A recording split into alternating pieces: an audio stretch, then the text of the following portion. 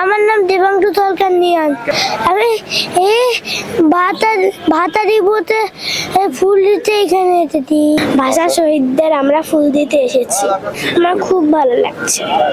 আমি বাংলাদেশকে ভালোবাসি, আমি বাংলা ভাষাকে ভালোবাসি। আমি চাই আরো যদি আমি পৃথিবীটাকে ভালো করতে পারি তাহলে আমি অনেক খুশি হব। আমার এখানে এসে খুব ভালো লাগছে। এখান থেকে শিখলাম ভাষা শহীদদেরকে ফুল দিয়ে সম্মান জানাতে হয়, সব সময় দেশের প্রতি ভালোবাসা দিতে হয়। ইংলিশ তো হচ্ছে ইংরেজদের ভাষা বা এটা বিদেশি একটা ভাষা, এটা চর্চা না করে আমরা বাংলা ভাষায় সবসময় কথা বলবো। এবং আমি আমার মনে এই যে প্রাণ খুলে এখন আমি বাংলাতে এত ইজিলি যে কথাটা বলতে পারছি, এত সহজে যে কথাটা বলতে পারছি, এটা আমি ইংরেজিতে হয়তো এভাবে কথা বলতে পারতাম না। আমরা সবসময় চেষ্টা করি আমাদের ভাষাটাকে আমাদের ভিতরে ধারণ করার।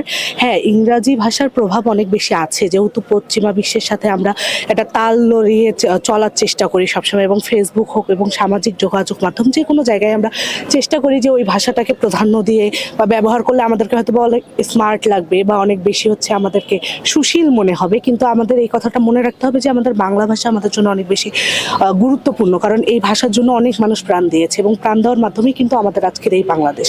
তাই আমরা সবসময় চেষ্টা করি, আমি এবং আমার যত যুব সদস্য আছে সবাই চেষ্টা করি এই বাংলা ভাষাকে সম্মান করার, শ্রদ্ধা করার এবং এই বাংলা ভাষার চর্চা যেন চলে।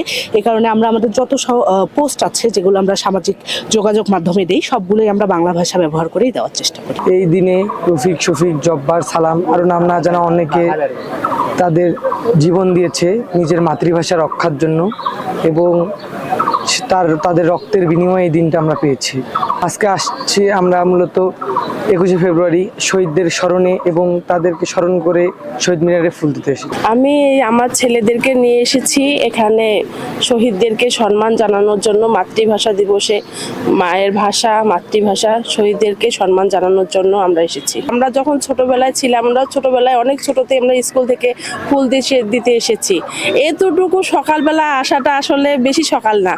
আর হচ্ছে সকালবেলা বাচ্চাদেরকে যদি ছোটবেলা থেকে আমরা না শেখাইতে পারি তাহলে বড় হয়ে আমরা কিভাবে শেখাবো দেশপ্রেম? আর যারা দেশকে ভালোবাসবে তারা সবাইকেই ভালোবাসবে।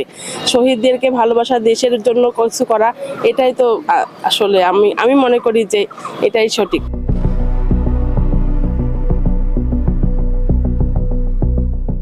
দিনাজপুর টিভি, মানুষের জীবনের কথা বলে।